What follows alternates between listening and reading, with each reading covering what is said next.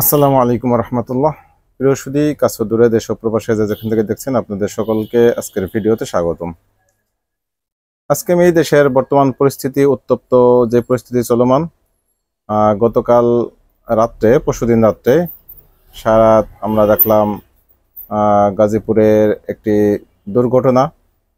সেখানে ছাত্রদেরকে ডেকে নিয়ে, এরপরে গতকাল রাত্রে সারা রাত ছাত্রদেরকে ডেকে নিয়ে সেখানে তাদেরকে মারধর করা হলো, রক্তাক্ত করা হলো এবং প্রচণ্ডভাবে তাদেরকে আঘাত করা হলো। একেবারেই চক্রান্ত সুলভ, যেগুলি বোঝা যাচ্ছে। তো এই বিষয়টা নিয়েই মূলত আজকের আমার আলোচনা, যে সরকার আসলে কি করছে এবং 6 মাস তাদের শপথ গ্রহণের আজকে হয়ে যাচ্ছে, যেহেতু 8ই আগস্টে তারা শপথ গ্রহণ করেছে। আজকে 6 মাসের পূর্ণতা পেল।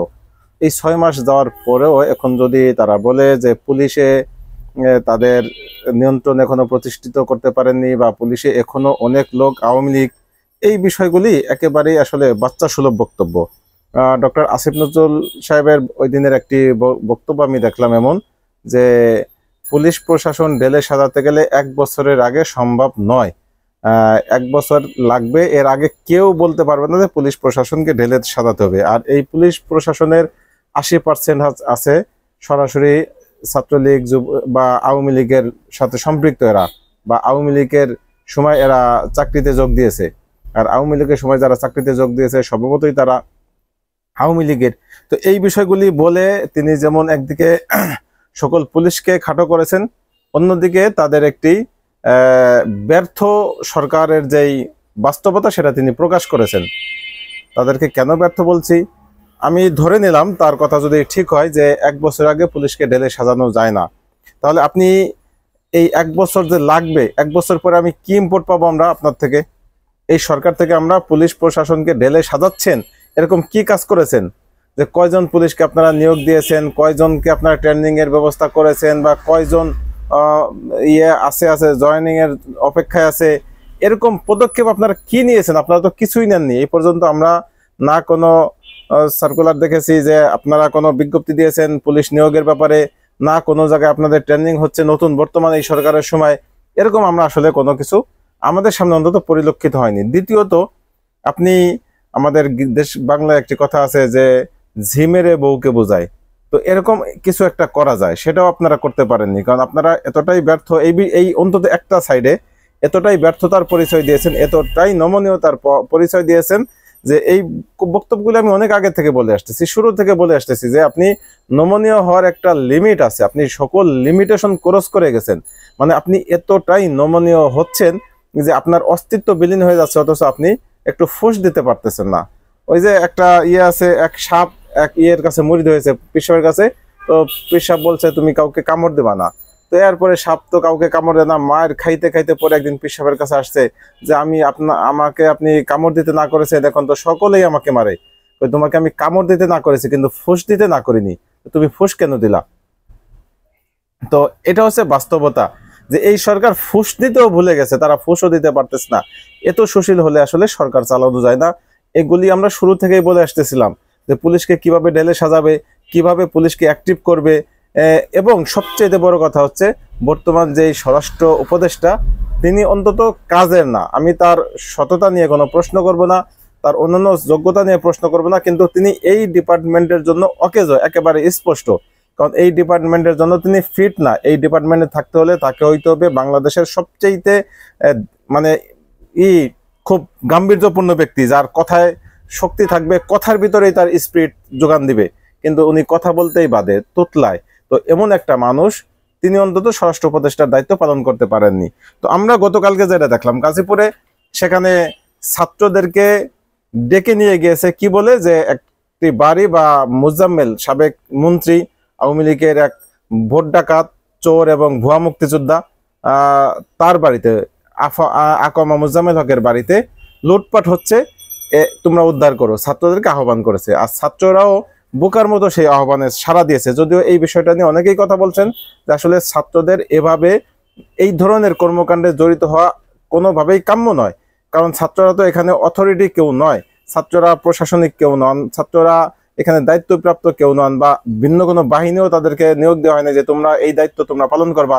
সরকারের পক্ষ থেকে তাদেরকে এরকম কোনো নিরাপত্তার কোনো দায়িত্ব দেওয়া হয়নি। তাহলে তারা কেন সেখানে গেলেন সেটা একটা ভিন্ন বিষয়, ভিন্ন আলোচনা।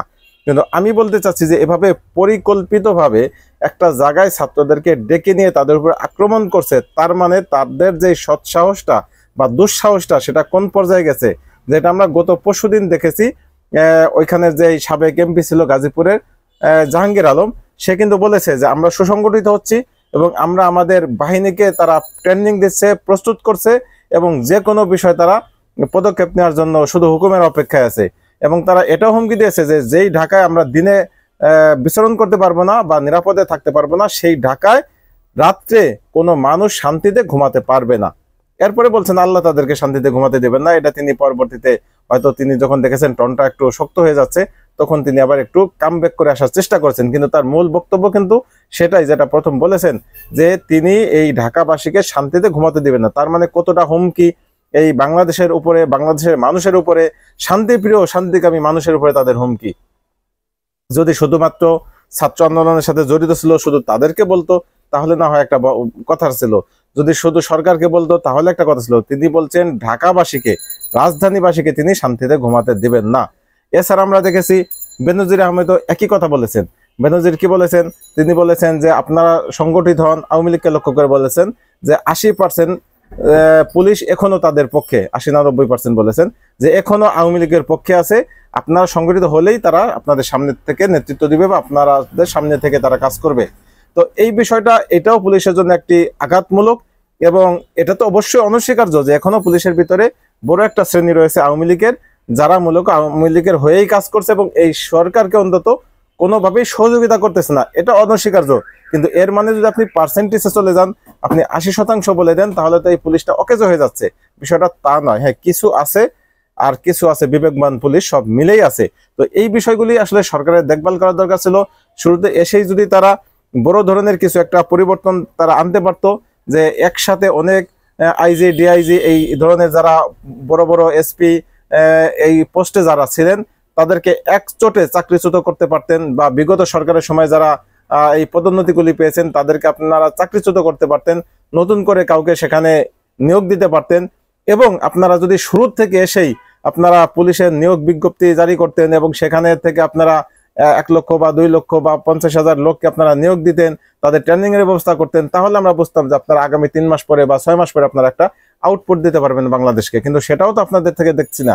তার মানে এখানে এই বিষয়ে আপনাদের চরম ব্যর্থতা রয়েছে। শুরু থেকে আমরা বলতেছিলাম যে বাংলাদেশকে যদি আপনি শান্ত রাখতে চান তাহলে আওয়ামী লীগকে উঠে দাঁড়ানোর মতো সুযোগ দেওয়া যাবে না। কারণ তারা যদি উঠে দাঁড়িয়ে বসে একবার, তখন কারণ স্বভাবতই আওয়ামী লীগের সবাই কিন্তু পালিয়ে যায়নি। যারা বাংলাদেশে আছে তাদের আপনি যদি ধরে নেন 20% ধরেন, আপনি 20% লোক হইলেও আপনার প্রায় কত 4 কোটি বা 3 কোটি যাই হোক এরকম একটা সংখ্যা তাদের দাঁড়াবে। বা যদি প্রাপ্তবয়স্ক ধরেন আপনি 2 কোটি ধরেন, 2 কোটি লোক একেবারেই কিন্তু কম নয়, এটা মাথায় রাখতে হবে আমাদের। তো এই 2 কোটি লোকের ভিতরে বড় একটা সংখ্যা ছিল, তারা কিন্তু একেবারেই স্থবির হয়ে গিয়েছিল, বা তারা কোনো সংশয়ে ভুগতেছিল, সিদ্ধান্তহীনতায় ভুগতেছিল, তারা কি করবেন কি করবেন না, রাজনীতি করবেন কি করবেন না। এর ভিতরে যদি এই সরকার কার্যকরী কোনো পদক্ষেপ নিতে পারতো তাহলে হয়তো তারা ফাইনালি একটা চিন্তা করতো যে আদতে তারা রাজনীতিতে আসবে কিনা। পরবর্তীতে যখন ওই যারা সেখান থেকে আবার 1-2% ছিল অ্যাক্টিভ, সেই অ্যাক্টিভরা যখন ফেরত আসতেছে বা অ্যাক্টিভরা যখন ঘুরে দাঁড়াচ্ছে বা তাদেরকে পিছন থেকে করছে, প্যাট্রোনাইজ করছে, একটু জ্বালাচ্ছে, তাদেরকে স্পিড জাগিয়ে দিচ্ছে, তখন তারাও কিন্তু আবার আগের মতো উদ্দীপনা ফিরে পাওয়ার সম্ভাবনা তৈরি হচ্ছে। এভাবেই তারা সুসংগঠিত হওয়ার সম্ভাবনা রয়েছে এবং এই সুসংগঠিত হওয়াটা মূলত এটাও সরকারের ব্যর্থতা। তো আজকে সর্বশেষ আমরা যেটা জানতে পারলাম যে গতকালকে যে ছাত্রদের উপরে এত বড় বিশাল একটা আক্রমণ ঘটেছে, এই আক্রমণের পরে গতকালকে ছাত্রদের বক্তব্য আমরা দেখেছি, তাদের বক্তব্য আমরা দেখেছি, বিভিন্ন মিডিয়ার বক্তব্য দেখেছি। মিডিয়াতে যে এখনো সেই আওয়ামী বয়ান প্রচার করতেছে, যেমন সময় টিভিতে দেখেছি, সেখানে জনগণ নাকি এই ছাত্র জনতার উপরে ঘুরে দাঁড়িয়েছে বা রুখে দিয়েছে। এই যে জনতা বলে তাদেরকে যারা বুঝাইলেন, এটা তো তাদের সামান্যতম একটু দায়িত্ববোধের জায়গা থাকলে অন্তত এই শব্দটা তারা ব্যবহার করতে পারতেন না। কারণ এখানে জনতা, কেউ ছাত্র জনতার উপরে রুখে দাঁড়ানোর মতো কোনো পরিস্থিতি বর্তমান বাংলাদেশে নেই। এখন যারা রুখে দাঁড়াচ্ছে তারা অবশ্যই অবশ্যই তাদের পরিচয় রয়েছে, এবং সেই পরিচয় একটাই, সেটাও আমরা জানি, সেটা হচ্ছে আওয়ামী লীগ। আওয়ামী লীগের যুবলীগ হতে পারে, ছাত্রলীগ হতে পারে, শ্রমিক লীগ হতে পারে, তাঁতি লীগ হতে পারে, কৃষক লীগ হতে পারে। অর্থাৎ আওয়ামী লীগের রাজনীতির সাথে জড়িত যারা, শুধুমাত্র তারাই সেখানে রুখে দাঁড়াতে পারে। তো এই কারা রুখে দাঁড়িয়েছে এই বিষয়টাও যদি ঠিকঠাক মতো তারা প্রচার করতে না পারে, তাহলে তো কিছুদিন পরে এটাও দেখা লাগবে যে এরা কিন্তু এই ছাত্ররাই মূলত খুনি, এই কথাটাও তারা বলা শুরু করে দিবে একটা সময়। তো এই দিয়ে আপনার এরকম মিডিয়া দিয়ে অন্তত কোনো আস্থা অর্জন করা যাবে না, কারণ যেই মিডিয়া এখনো সেই আওয়ামী লীগের দালালি করবে, আওয়ামী লীগের পা চাটবে। কারণ আমরা ইতিপূর্বে আমরা জানি যে বাংলাদেশে সবচেয়ে জঘন্য ছিল দুটো মিডিয়া, তার ভিতরে একটা ছিল ৭১ আর একটা ছিল সময় টিভি। সেই সময় টিভি এখনো তাদের সেই আওয়ামী প্রেম বা আওয়ামীর দালালিপনা তার থেকে বেরিয়ে আসতে পারেনি। আমরা আহ্বান করবো অন্তত যে আপনারা অন্তত আওয়ামী যেই এজেন্ডা বাস্তবায়ন করার চিন্তা ভাবনা করতেছিলেন সেটা ভুলে যান, সেটা ভুলে আপনারা দেশপ্রেমে উজ্জীবিত হন। হ্যাঁ, একটা বিষয় এখানে জরুরি, সেটা কি, যে আপনারা প্রয়োজনে, আমি সকল সাংবাদিকদের বলবো, আপনারা প্রয়োজনে আপনারা একটা অনুসন্ধানীমূলক রিপোর্ট করেন। এখানে আপনারা ভিন্নভাবে গিয়ে নিজেরা একেবারে জনে জনে যাচাই করে, এবং যার নিউজ নেবেন তার ব্যাকগ্রাউন্ড কি ছিল, সে কোন রাজনীতি করে, টোটাল একেবারে আপনি এগুলি করে তারপরে যদি আপনি একটা নিউজ কভার করতে পারতেন যে আসলেই ছাত্ররা দোষী ছিল, নাকি ছাত্ররা পরিকল্পিতভাবে সেখানে একটা ফাঁদে পড়ে গেছে, তাদেরকে ফাঁসানো হয়েছে, এই বিষয়টা নিয়ে যদি একটা নিউজ করতেন এবং সেটা যদি বাস্তবসম্মত হতো, তাহলে অন্তত আপনাদেরকে আমরা বলতে পারতাম যে ঠিক আছে, আপনারা সেটা ছাত্রদের বিপক্ষে গেলেও আমরা বলতাম, কারণ ছাত্রদের বিপক্ষে যাইতেই পারে, ছাত্ররা ভুলের ঊর্ধ্বে নয়, আমরা কেউ ভুলের ঊর্ধ্বে নই। হইতে পারে ছাত্র এখানে গিয়েছে, স্বেচ্ছায় গিয়েছে, হতে পারে ছাত্রদেরকে ডেকে নিয়ে গেছে, হইতে পারে ছাত্ররা এখানে একটা ক্ষোভের জায়গা থেকে মূলত এই বাড়ি ভাঙচুর করতে গিয়েছে, যে কারণেই যে থাক, ছাত্রদের ভুল হতে পারে। আপনারা সেই অনুসন্ধানীমূলক যদি একটি রিপোর্ট চালাইতেন, একটি রিপোর্ট করে তারপরে সেটা পাবলিক করতেন, তাহলে আমরা বুঝতাম যে না, আপনাদের একটি এখানে রয়েছে, নিজস্ব একটা মতাদর্শ বা নিজস্ব একটা চিন্তা চেতনা রয়েছে, বা বাংলাদেশকে আপনারা রিপ্রেজেন্ট করতেছেন। কিন্তু তা না, বরং আপনারা এখনো আওয়ামী লীগকে রিপ্রেজেন্ট করার চেষ্টা করতেছেন। সর্বশেষ আজকে গাজীপুরে মোটামুটি সেখানে সমাবেশ করতেছে সার্জিস আলম, হাসানাত আব্দুল্লাহ, তারাও গিয়েছেন, এবং সেখান থেকে তারা ঘোষণা দিয়েছেন যে আজকে রাত্রের ভিতরে যদি এটাকে গ্রেফতার করতে না পারে, তাহলে এই সরকার এবং পুলিশের বিরুদ্ধে তারা অবস্থান করবেন। এই ঘোষণার পরে সরকারের থেকে স্পষ্ট বার্তা এসেছে। আমি যদি বার্তাটা আপনাদেরকে ঢাকা পোস্ট থেকে পড়ে শোনাই, যে গাজীপুর সহ সারা দেশে অপারেশন ডেভিড হান্ট শুরু। গতকাল রাতে গাজীপুরে ছাত্র জনতার উপর সন্ত্রাসী আক্রমণের ঘটনায় আজ শনিবার স্বরাষ্ট্র মন্ত্রণালয়ের আইন শৃঙ্খলা বাহিনীগুলোর সমন্বয়ে একটি সভা অনুষ্ঠিত হয়েছে। সভায় সংশ্লিষ্ট এলাকার আইন শৃঙ্খলা পরিস্থিতি স্বাভাবিক রাখার লক্ষ্যে ও সন্ত্রাসীদের আইনের আওতায় আনতে যৌথ বাহিনীর সমন্বয়ে অপারেশন ডেভিল হান্ট পরিচালনার সিদ্ধান্ত নেওয়া হয়েছে। আজ শনিবার থেকেই গাজীপুর এলাকা সহ সারা দেশে এই অভিযান শুরু হবে বলে স্বরাষ্ট্র মন্ত্রণালয় জানিয়েছেন আর কি।